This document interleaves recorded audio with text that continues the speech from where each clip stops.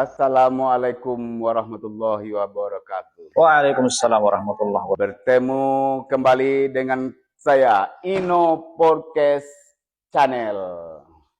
Hari ini saya kedatangan tamu, dua orang anak muda, putra dan putri Empat Koto Pulau Punjung. Yang menurut penilaian saya, mereka berdua punya pencapaian prestasi di bidangnya masing-masing. Dan saya di sini hanya menanyakan dan mengambil sisi pengalaman dari anak-anak muda kreatif yang bisa membuka lapangan kerja sendiri dan bisa berusaha sendiri setelah tamat kuliah dari masing-masing mereka. Walaupun belum ada jadi pegawai ya dah. Jadi di antara dua ini punya perbedaan-perbedaan profesinya masing-masing. Saya kenalkan dulu, namanya si Randi, Pak. Panggilan? Randi. Randi. Tinggalnya di Empat Koto Pulau Punjung. Di Empat Koto Pulau Punjung. Tepatnya? Tepatnya kalau kita di Pulau Punjung itu sebelum jembatan Sungai Dare. Sebelah kiri dari kalau kita arah Morobungo ya? Oke. Tasa juga Empat Koto? Iya, sama. Tinggalnya pasnya? Kalau Tasya itu kurang lebih dekat sama Randi. Iya. Memang kalau Pak tahu itu ada rumah raja. Oh ya ya. Jadi nanti nggak jauh dari rumah raja. Oh, arah ke Bubulang. Berarti sama-sama keturunan raja, setidak-tidaknya keturunan anak-anak raja, tidaknya keturunan pangeran-pangeran. Kalau Tasya raja, Pak. Raja ya? Iya, keturunan raja itu. Keturunan raja tuh, serius. Betul? Iya. Aduh, Masya Allah. Ya, hari ini saya akan menanyakan cuman yang ringan-ringan saja. Karena ini adalah podcast pemula. Kita mencoba menanyakan dari tamu yang saya undang. Untuk pertama sekali sebelum pertanyaan menuju ke Randi, duluan kita tanyakan sama anak gadis kita ini, Tasa, untuk membicarakan, mengungkapkan sebuah ide ini. Pekerjaan itu Tasa kan sekarang kan lebih sering dipanggil orang untuk MC kan, yang Bapak tahu ya, MC, siap itu apalagi pembawa-bawa acara, protokol ya. Ayolah kacau. Dan saya tahu Bapak ya, informasi yang Bapak dapat, Tasa sudah sering mendapat job untuk mencari belanja setelah tamat kuliah ini, menjadi protokol, panggilan protokol, MC di tempat-tempat orang pesta kan gitu. Jadi selain dari itu, apa saja kira-kira pekerjaan sehari-hari yang untuk menopang hidup sendiri tanpa membebani orang tua. Ya. Kalau saat ini sih mungkin udah kurang lebih terhitungnya 2 bulan ya Pak. Iya. Baru desain tuh. Sebelumnya kan Tasya masuk di BNI ya, itu marketing bagian marketing. Jadi udah 2 bulan ini kurang lebih Tasya dari desain. Nah, karena Tasya juga nggak ada kegiatan, makanya Tasya ikut BLK yang sekarang yang konten visual. Iya. Itu buat melatih atau buat ningkatin branding Tasya juga lah gitu, karena kan biasanya ada job kayak Bapak bilang MC gitu kan. Jadi buat melatih skill juga supaya nanti teman-teman juga banyak tahu Tasya bisa voice over, bisa dubbing gitu. Oh iya, oke. Jadi di pelatihan BLK sekarang memang dibentuk generasi-generasi yang bisa menjadi lebih mendalami ya, lebih mendalami bakat yang ada dari diri kita ya. Oke. Jadi niat Tasa sekarang setelah tamat dari konten visual ini udah dapat sertifikat ijazah apa namanya kan. Jadi itulah nanti untuk pendukung untuk usaha-usahanya, melanjutkan usahanya. Oke. Itulah jadi Tasa berkeinginan mengisi waktu kosong walaupun kita tamat di mana? Tasya lulusan S1 di Bung Hatta, jurusan ilmu hukum. Oh, ilmu hukum jauh beda dari bakat sekarang ya. Ya, boleh. Jadi menjelang cari peluang, memanfaatkan waktu kosong. Oke, sip. Sekarang Bapak beralih dulu ke pertanyaan ke si Randi. Randi seorang anak muda, umur sekitar 30-an ya. Sekitar 30-an, jomblo ya. Jomblo ya. Jadi yang saya tahu Bapak, yang informasi yang Bapak dapat, Randi punya usaha dan punya keahlian katanya, keahlian di Beckham ya, dan usaha di kopi herbal ya. Itu yang Bapak tanyakan, bagaimana ide ini, usaha ini kenapa timbul ide ini untuk memulainya? Mulai dari bekam dulu ya berarti ya? Oh ya, dua tadi ya. Dimulai dari Beckham dulu. Dari mana istilah pengalaman atau sekolah atau gimana Bapak juga nggak tahu kan? Oh iya, iya. Jadi dulu pertama kali saya mulai bekam itu masih kuliah, Ya. semester akhir. Ada nasihat dari salah seorang orang tua saya waktu itu mengatakan, kalau kalian hanya mengharapkan skill kuliah saja, nanti susah bersaing di dunia pekerjaan di luar. Pas tamat katanya begitu. Saya mikir nih, ini apa yang harus saya punya skill, agar nanti kalau saya nggak harus pakai ijazah kan, skill itu nanti bisa untuk kehidupan saya. Seperti itu. Akhirnya ngobrol-ngobrol sama saudara, sepupu, ternyata beliau lagi ada bekam, pelatihan bekam. Akhirnya saya pertama kali belajar bekam ya sama beliau, saudara saya waktu itu, pas masih kuliah. Iya, itu Beckham ya. Bekam itu. Ternyata bekam ini tidak bisa lepas dari rukiah. Jadi di kampus waktu itu sering ada keluhan, kesurupan segala macam. Akhirnya saya belajar. Oh, Bapak baru tahu juga nih, bukan Beckham aja, rukiah juga ya? Iya, ada rukiah juga. Bapak juga ingin tahu, rukiah itu bisa seperti orang punya indera keenam itu enggak? Bisa melihat sesuatu yang lain dari... Nah, ini perlu kita luruskan kayak ini. Iya. Istilah indera keenam itu. Mungkin sering viral sekarang ya, ada indera keenam, indigo, atau semacamnya. Ternyata dalam prinsip rukiah, atau dalam ilmu Islam, itu dikatakan mereka tuh orang yang sedang sakit, Pak. Indigo, indera keenam itu orang sakit sebetulnya. Iya. Iya, kenapa sakit? Karena prinsipnya adalah, secara real, atau dalam syariat Islam, tidak ada satu pun manusia yang bisa melihat jin. Itu Allah yang tahu ya. Allah mengatakan dalam Quran, bahwa kata Allah apa? Mereka bisa melihat kalian, kalian nggak bisa lihat. Itu kata Allah loh. Rasul pun juga seperti itu. Dan kapan orang bisa nengok jin? Nah, ada dua masalah. Pertama, seseorang kalau mengatakan bisa nengok jin, ada dua kemungkinan. Pertama, dusta.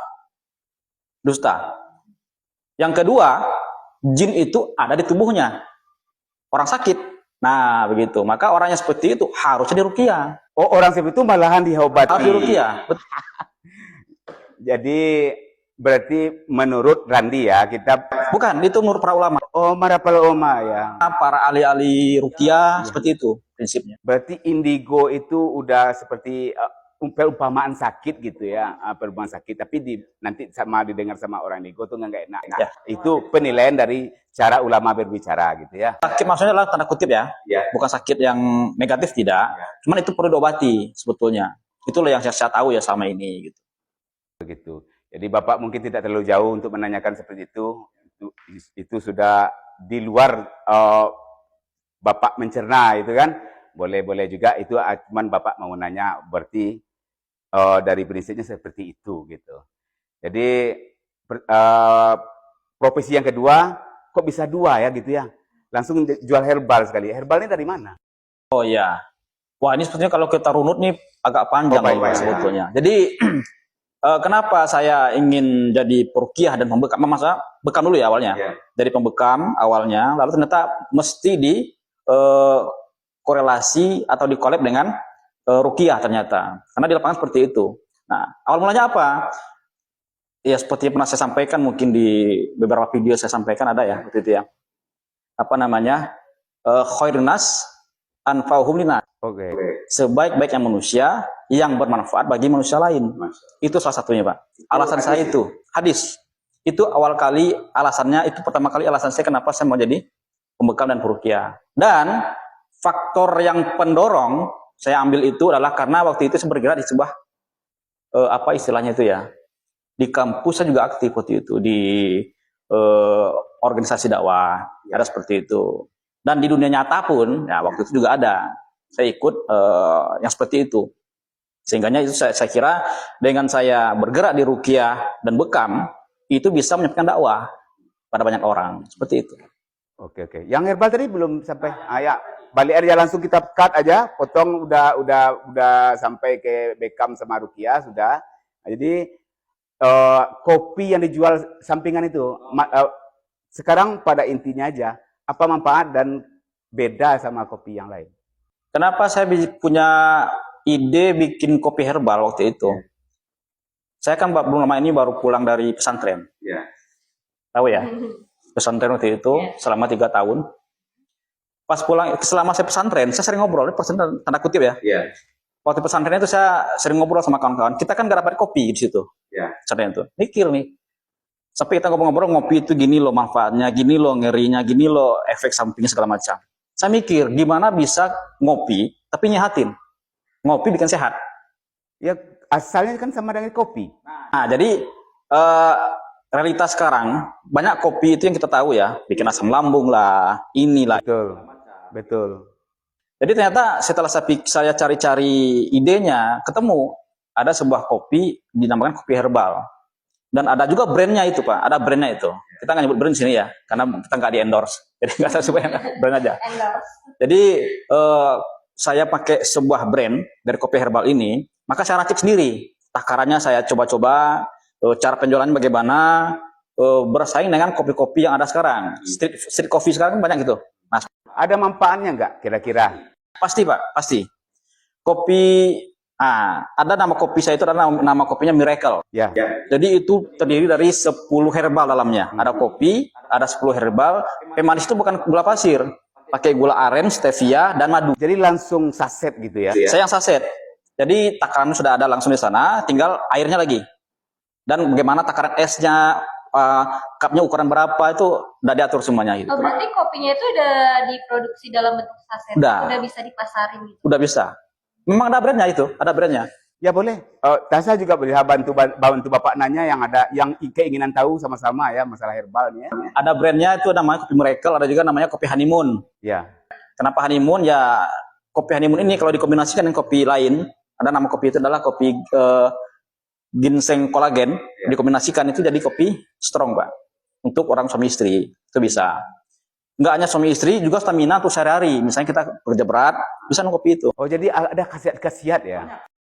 Bahkan kopi ini diklaim bisa menyembuhkan asam lambung, vertigo, apalagi kalau kita badan capek-capek, pegal-pegal bisa insya Allah. Oh ada jenis-jenis penyakit tertentu yang bisa dibantu begitu ya, bukan mengobati, dibantu ya? Bantu betul. Kalau mengobati kan udah ada tempat orang menjual pengobatan. Ya betul. Segala macam. Ya. Berarti membantu meringankan ya. Okay. Jadi memang dalam kopi herbal memang istilah para herbalis itu ya, karena kan di apa namanya, diatur oleh herbalis. Jadi memang menyembuhkan Pak, insya Allah. Jadi kita itu, ya ini nggak enak kita bahas masalah itu ya. Jadi intinya kopi herbal itu insya Allah menyembuhkan. Menyembuhkan. Apapun jenis penyakitnya membantu gitu ya.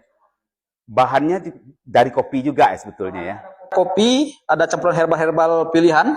Dari daun-daunan gitu. Daun-daunan, biji-bijian. Rasa hampir sama nggak sama kopi? Rasa bisa diadu. Bisa sama dengan kopi gitu. Jangan nanti bilangnya kopi tapi rasanya bukan kopi. Bapak pernah minum kopi ini nggak? Misalnya kopi gula aren, kopi susu. Mirip seperti itu rasanya. Tapi kadang ada rasa-rasa herbalnya begitu. Oh, itu kan sudah lengkap. Oh, berarti pertanyaan kita nggak panjang-panjang karena ini waktu sudah mau sholat asar juga ya. Kebetulan kita bawa tamu terlambat datang, kita sama-sama terlambat ya. Jadi sekarang si Randi, cuman pertanyaan itu aja. Bisa nggak menampung tenaga kerja lain untuk dibantu untuk penjualan atau jenis apa? Menjualnya terakhir nih ya. Penjualnya menunggu di rumah atau dari mulai COD atau mulai dipasarkan door to door ke rumah-rumah. Ada penawaran nggak? Kalau awal kali saya mulai itu saya door to door dulu. Saya posting di media sosial. Banyak ada yang mesen berapa, baru saya buka ininya. Jadi sekarang Bapak potong karena waktu yang menghukum. Masuk konten media sosial yang ada pelatihan di BLK sekarang ini meningkatkan cara dan trik pedoman untuk penjualan affiliate-nya ya. Salah satunya itu. Yang paling utama bukan itu Pak. Paling utama adalah dengan belajar konten kreator, itu bisa dakwah secara digital. Boleh. Itu Mantap anak muda.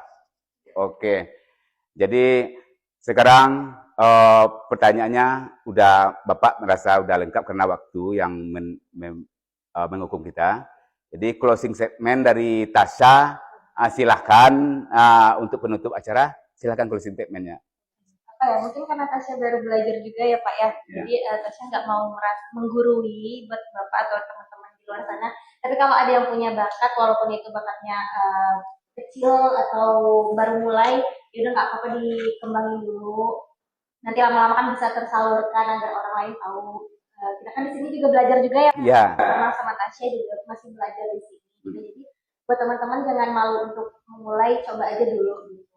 Berarti Tasya bertambah yakin dan bertambah rasanya bertambah yakin, percaya diri, dan setelah selesai dari konten ini bisa branding orang yang ayo ini kita udah ada pelatihan ini, udah lengkap gitu. Bareng-bareng aja gitu ya. Oke Tasya, jadi sekarang closing statement dari Randi. Kalau saya sih gini Pak, selagi muda tetap berjuang. Oke. Tidak pernah stop. Oke, mantap. Semuanya jomblo ya. Bisa yang auden yang ada yang nampak kan cantik dan ganteng, silakan komen di DM aja boleh, DM aja di komen bawah ya. Terima kasih. Sampai di sini dulu perjumpaan kita, karena awal dari podcast kita masih dalam pendidikan nih, konten visual BLK Dharmasraya. Assalamualaikum warahmatullahi wabarakatuh. Waalaikumsalam warahmatullahi wabarakatuh.